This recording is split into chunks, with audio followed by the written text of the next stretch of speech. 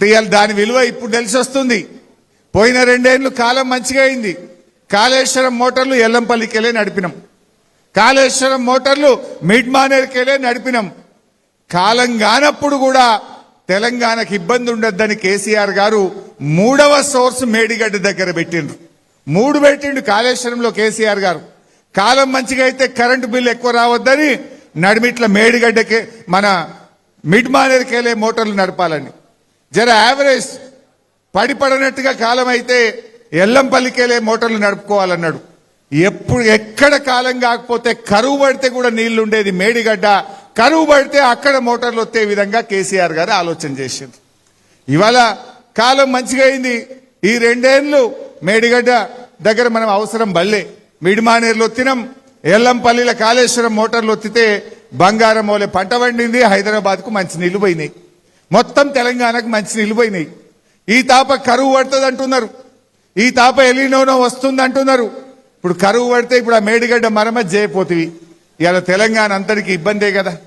నిజంగా అది చేసి ఉంటే ఇప్పుడు కాళేశ్వరం అంటే ఏందో మీ అందరికీ తెలుసు. 3 బ్యారేజీలు, 18 రిజర్వాయర్లు, 17 పంప్ హౌజులు, 16 సబ్స్టేషన్లు, 203 కిలోమీటర్ల టనలు, 1500 కిలోమీటర్ల గ్రావిటీ కెనాలు, ఇవన్నీ కలిపితే కాళేశ్వరం. ఇన్నిట్లల్లా అన్ని బాగానే ఉన్నాయి. మల్లన్న సాగర్ కింద 1,00,000 ఎకరాలు పండుతుంది, రంగనాయక సాగర్ కింద 1,00,000 ఎకరాలు పండుతుంది, కొండపోచమ్మ కింద 50,000 ఎకరాలు పండుతుంది, అంతగిరి పోచమ్మ రిజర్వాయర్ కింద 1,000 ఎకరాల పంట పండుతుంది, మిడ్ మానేరు కింద పంట పండుతుంది, అంతటా పండుతున్నది. ఇవన్నీ మంచిగానే ఉన్నాయి. పోయింది ఏంటిది? పోయిన 3 బ్యారేజీల్లో 1 బ్యారేజ్ మేడిగడ్డ. ఆ 1 బ్యారేజ్ మేడిగడ్డలో 84 పిల్లర్లు ఉంటాయి, పియర్స్. 84లో 2 పియర్స్ కుంగినాయి అంతే. గా రెండింటిని మరమ్మతు చేసే తెలివి లేదా నీకు? ఇప్పుడు వాళ్ళే అంటున్నారు, తమ్మిడి అట్టికెళ్ళి మేము సుందిల్లకు నీళ్లు తెస్తాము అంటున్నారు. మరి సుందిల్ల మంచిగానే ఉంది కదా. సుందిల్లో ఏ పద్ధతిలో కట్టినరో మేడిగడ్డ కూడా గదే పద్ధతిలో కట్టినరు. అంటే ఇదంతా కూడా రాజకీయం తప్ప వాళ్ళ మాటల్లో నిజాయితీ లేదు. అందుకే మీరు ఆలోచన చేయండి. ఇవాళ రేవంత్ రెడ్డి వచ్చినాక నేను అప్పుడప్పుడు ఉత్తమ్ కుమార్ రెడ్డి అంటాడు, రికార్డు పంట పండింది బై మా కాంగ్రెస్ హయాంలో అంటాడు. ఎట్లా పండింది? ఓ చెరువు కట్టినరా, ఓ చెక్ డ్యామ్ కట్టినరా, ఓ ప్రాజెక్టు కట్టినరా, 1 ఎకరానికి ఏమైనా నీళ్లు ఇచ్చిండ్రా? ఇవన్నీ కేసీఆర్ గారు చేసిందే కదా. ఆనాడే 2021-22 సంవత్సరంలోనే ఈ తెలంగాణ ధాన్యం ఉత్పత్తిలో భారతదేశంలో నంబర్ 1 గా నిలిపింది కేసీఆర్ గారు. అంతే తప్ప కొత్తగా జరిగింది అయితే ఏమీ లేదు. ఇవాళ ఈ రకంగా జరుగుతూ ఉన్నాయి. నేను మీ కార్యకర్తల్ని కూడా కోరేది ఒక్కటే, మంచిగా కలిసి పనిచేయండి, కాపాడుకుంటాం. రేపు భవిష్యత్తు మనదే ఉంటుంది. ఏ కార్యకర్తకు కూడా ఇబ్బంది రానీయం. నాకు తెలుసు చాలా మంది మీద కేసులు పెడుతున్నారు. రాజేశ్వరరావు గారి మీద అక్రమ కేసులు పెట్టిండ్రు. ఇట్లా ఎంతో మంది మన కార్యకర్తల మీద అక్రమ కేసులు పెట్టి వేధించినా కూడా ధైర్యంగా మా కార్యకర్తలు నిలబడుతున్నారు, పోరాటం చేస్తున్నారు. నేను మొన్న పెద్దపల్లిలో కూడా అదే చెప్పిన. ఈ కష్టకాలంలో పార్టీతో నిలబడ్డ కార్యకర్తలే ఈ పార్టీకి ఆత్మీయులు, ఆత్మబంధువులు. డెఫినెట్ గా మిమ్మల్ని కాపాడుకునే బాధ్యత పార్టీది.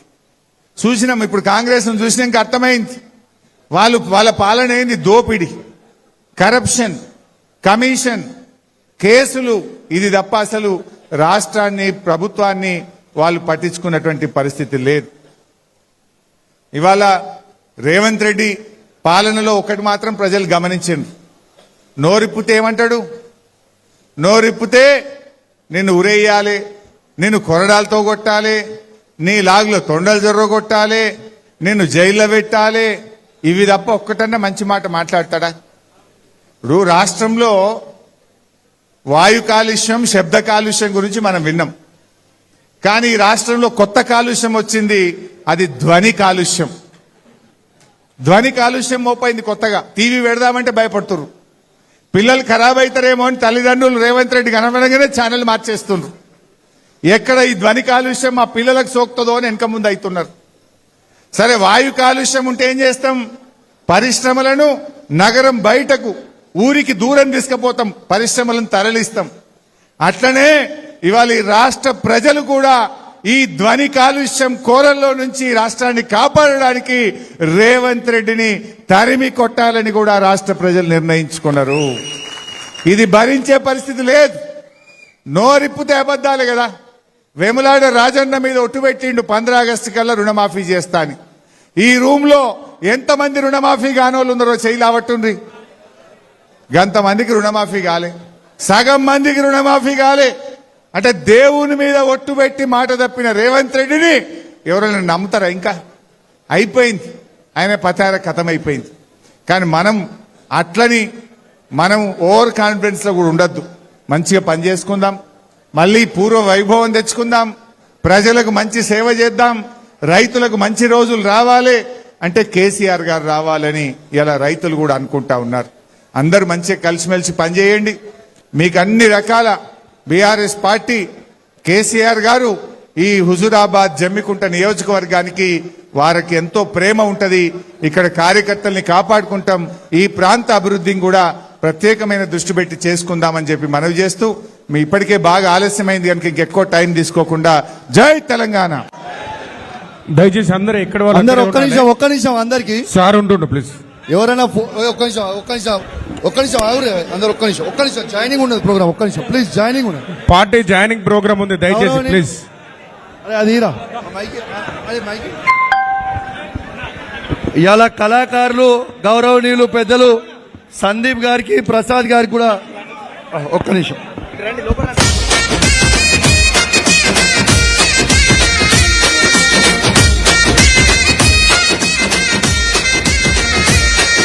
గౌరవనీయులు సందీప్ గారికి ప్రసాద్ గారికి వారి కళాకారుల టీం అందరికి కూడా ప్రత్యేకంగా ధన్యవాదాలు తెలియజేస్తా ఉన్నాం. అన్నతోని కూడా ఫోటో దిగాలని కూడా మంచిగా లైన్లో రాని అన్న దిగుతాడు ప్లీజ్. ఆవిడ మంచిగా లైన్లో రాని.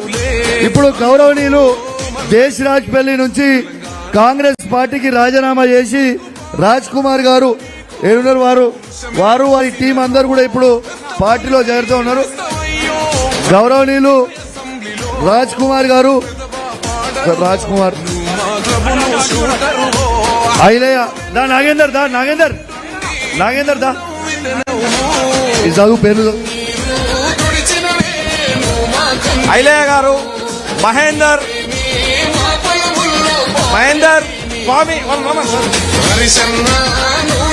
స్వామి గారు, సమ్మయ్య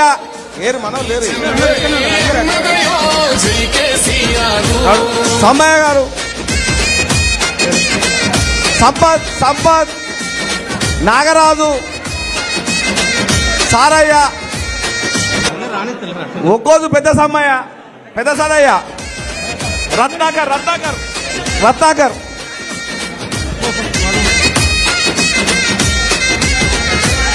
అవ్వదు అన్న చోట నీ అడుగే మోపుతవే, గెలవదు అన్న చోట మన జెండెగరేస్తవులే.